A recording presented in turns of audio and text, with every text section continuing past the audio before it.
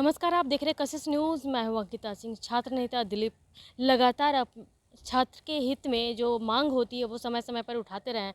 आपने देखा कि पिछली बार बीएसएससी में सीजीएल 3 की जो परीक्षा हुई थी उसमें सबसे पहले क्वेश्चन लीक होने का खबर उन्होंने ही दिया था। तब से लेकर के लगातार मामला तूल पकड़ा और सरकार को भी आगे झुकना पड़ा और जो पहली पाली की परीक्षा थी उसे रद्द करानी पड़ी। एक बार फिर से छात्र नेता दिलीप कई सारी मांगों को लेकर के प्रेस कॉन्फ्रेंस रखा है, जिसमें 35% जो महिलाओं का आरक्षण है, जिसमें जनरल कैटेगरी का बिहार से बाहर के लोगों को भी दिया गया है।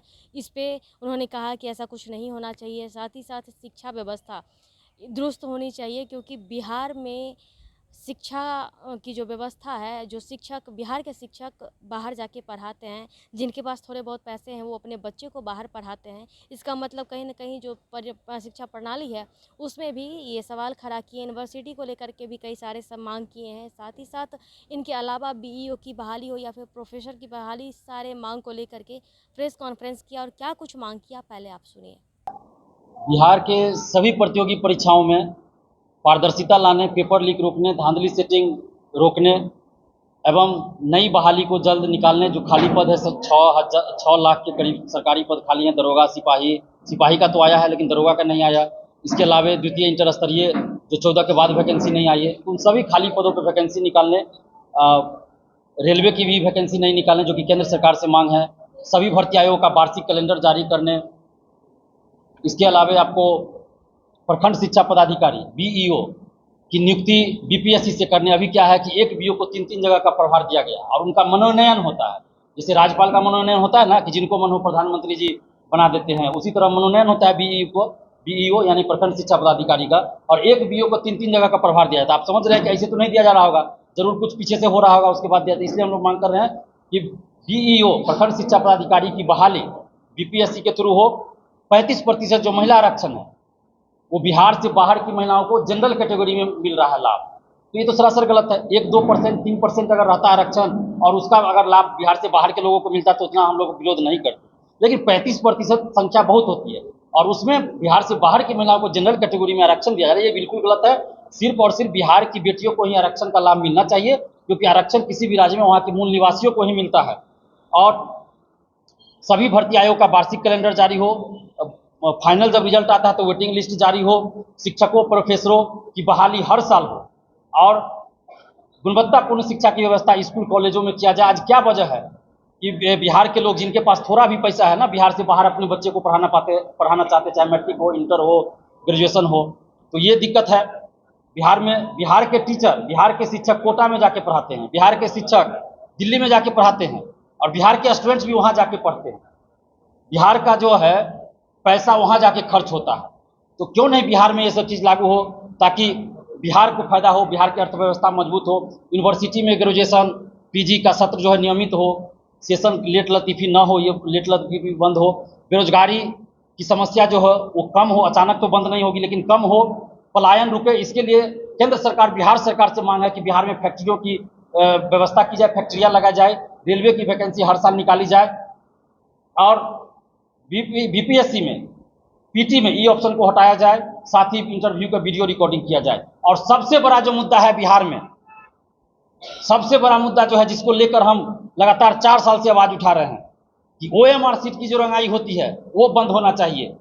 अभी जो भी बहाली होती है, आप कहीं भी बिहार के अंदर चल जाए, दिल्ली तक चल जाइए, आप मुखर्जी नगर, वहां पूछिए स्टूडेंट से, सब यही बात बोलेंगे कि आधा से ज्यादा ओएमआर सीट बाहर से रंगा जाता है, परीक्षा के बाद रंगा जाता है। तो ये चीज परीक्षार्थी बताते हैं। और ऐसा आया भी बीपीएससी पेपर लीक जब उजागर हुआ, जब जांच बैठी, आर्थिक अपराध इकाई ने जांच किया तो उसमें खुलासा भी हुआ था ओएमआर सीट बाहर ले जाकर रंगा जाता है, मेंस की कॉपी बाहर ले जाकर लिखवाई जाती है। तो ये चीज बंद होना चाहिए। इसलिए हम ये मांग कर रहे हैं कि सभी प्रतियोगी परीक्षा, सिपाही, दरोगा, बीएसएससी, बीपीएससी, शिक्षक वाली सभी में ओएमआर सीट की कार्बन कॉपी मिले, क्वेश्चन बुकलेट मिले, आंसर की जारी हो। जब रिजल्ट प्रकाशित हो तो कटअप सभी का मार्क्स जारी हो। और इससे कोई समझौता हम लोग अब करने वाले नहीं है। जब तक ऐसा लागू नहीं होगा हम लोग नहीं रुकने वाले हैं। सरकार को, भर्ती आयोग को विरोध झेलना पड़ेगा। हम लोग को कोई शौक नहीं होता है सड़क पर उतर के आंदोलन करने का। बीपीएससी में हम लोग आंदोलन किए पिछले साल, बहुत बार आंदोलन किए, सुधार हुआ। बीपीएससी को हम लोग धन्यवाद देते हैं, बीपीएससी की तारीफ करते हैं। लेकिन 1 साल पहले आप पूछते तो हम बीपीएससी को भ्रष्टाचार का अड्डा बताते थे। लेकिन आज अगर आप कहिएगा तो बीपीएससी को हम कहेंगे कि सबसे साफ सुथरा अभी परीक्षा बीपीएससी में हो रही है और अभी होगी जब तक अतुल प्रसाद जी हैं। बाद में क्या होगा ये हम नहीं जानते, लेकिन जब तक अतुल प्रसाद जी है बीपीएससी में साफ सुथरा परीक्षा होगी, ये मुझे भरोसा है और छात्रों को भी मैं आश्वस्त करता हूं इसके लिए। लेकिन बाकी बीएसएससी, बीपीएसएससी दरोगा बहाली का, सीएसबीसी, क्यों नहीं ये लोग आंसर बताते हैं? किस क्वेश्चन का आंसर क्या है? क्या दिक्कत है इनको बताने में? आंसर क्यों नहीं बताएंगे? ये कट ऑफ क्यों नहीं बताएंगे? मार्क्स क्यों नहीं बताएंगे? कोई परीक्षार्थी पास किया फेल किया उनको पता होना चाहिए कि कितना मार्क्स उनको आया, लेकिन ये लोग नहीं बताते हैं। क्यों नहीं बताते हैं? अगर ये लोग ईमानदार है, सीएसबीसी, बीपीएसएससी दरोगा बहाली का जो आयोग है, बीएसएससी ईमानदार है, तो हम उनसे मांग कर रहे हैं, बिहार सरकार से मांग कर रहे हैं कि आप ओएमआर शीट की कार्बन कॉपी, क्वेश्चन बुकलेट दीजिए।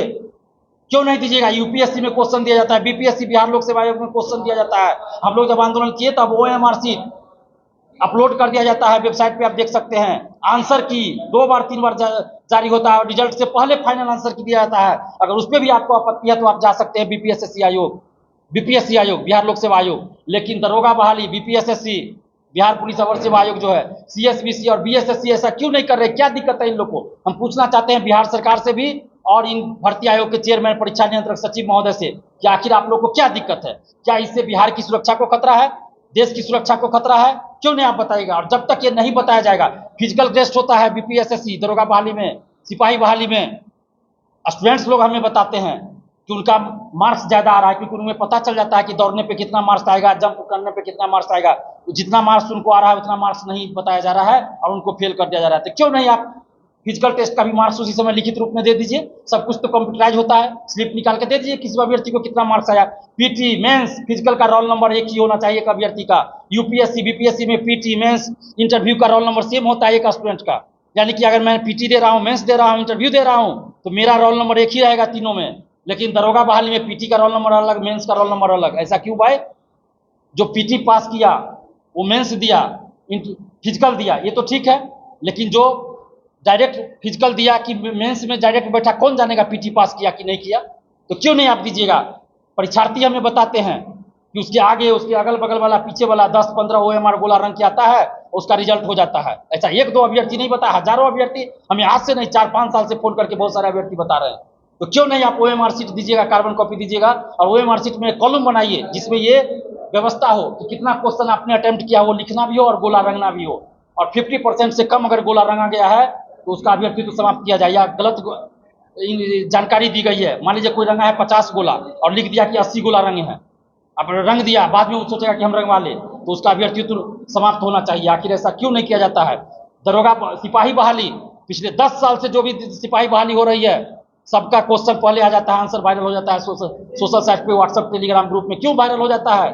21,391 पदों पे सिपाही की बहाली आई है। हम सरकार को धन्यवाद देते हैं हाथ जोड़कर कि इतने बड़े पैमाने पे आप वैकेंसी निकाले हैं। नीतीश जी, तेजस्वी जी को धन्यवाद देते हैं कि आप इतिहास में सबसे बड़ी बहाली निकाले हैं। लेकिन हुजूर, सबसे बड़ी बहाली निकालना ही महानता नहीं होती है, उस बहाली को सही से पूरा कराना, बगैर धांधली से चीज के पूरा कराना, मेरिट वालों को नौकरी लगे ये पूरा कराना जरूरी है। इसलिए हम आपसे हाथ जोड़कर विनती कर रहे हैं कि आप पारदर्शिता लाइए, और जब तक पारदर्शिता नहीं लाइएगा, हम बिहार के हर जिला में जाएंगे, लॉज, हॉस्टल, लाइब्रेरी, छात्रों से, छात्राओं से मिलेंगे, बुद्धिजीवियों से मिलेंगे, शिक्षकगणों से मिलेंगे, और 5 लाख अभ्यर्थियों का, शिक्षकगणों का, बुद्धिजीवियों का सिग्नेचर करवाएंगे। इस तरह से हम सिग्नेचर करवाएंगे 10 सूत्री मांगों को लेकर पूरे बिहार जाएंगे हम, और उसके बाद मुख्यमंत्री जी, उप मुख्यमंत्री जी को सौंपेंगे, प्रधानमंत्री जी को सौंपेंगे।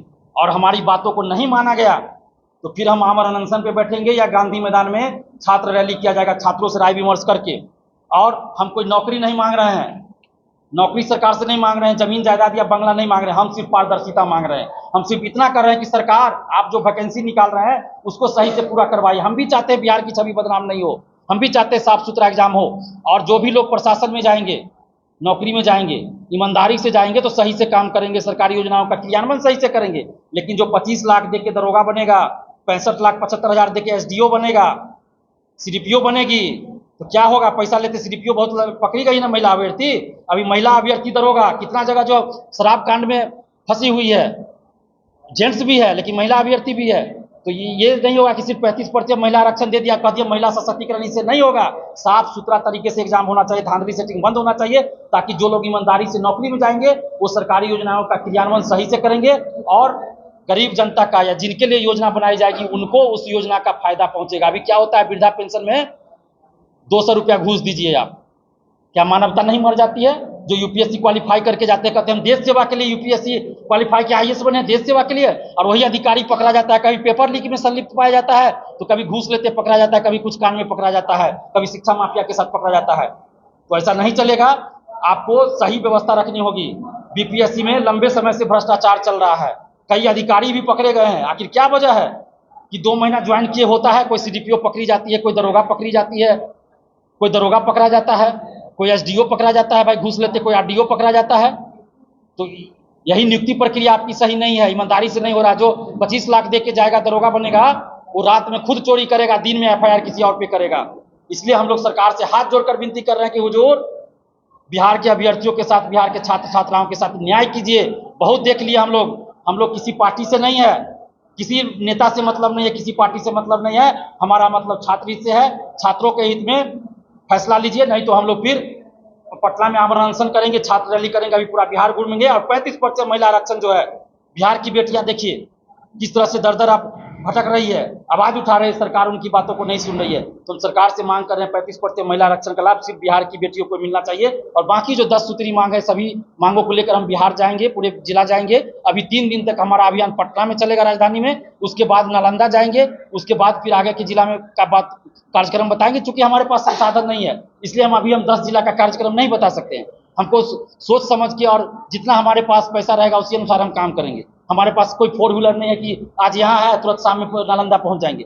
हमको जाना होगा बस से या ट्रेन से, तो हमारे पास सुविधा नहीं है, संसाधन नहीं है। इसलिए हम अभी सिर्फ नालंदा का बता रहे हैं, पटना का बता रहे हैं। जब नालंदा जाएंगे उसके बाद फिर दूसरे जिला का बताएंगे। आप समस्त मीडिया बंधुओं को बहुत बहुत धन्यवाद। तो आपने सुना कि कई सारी मांगों को लेकर के एक बार फिर से केंद्र सरकार और राज्य सरकार दोनों को ही घेरा और एक बार ध्यान आकर्षित किया है कि किन किन चीज़ों में कमियां हैं, जिससे शिक्षा की जो बदहाली है वो सुधर सके। और बीपीएससी में जो फिर से जो क्वेश्चन में ई ऑप्शन दिया गया उसे हटाने की भी मांग की है। फिलहाल के लिए इतना ही। बने रहे कशिश के साथ। पटना से अंकिता सिंह की रिपोर्ट।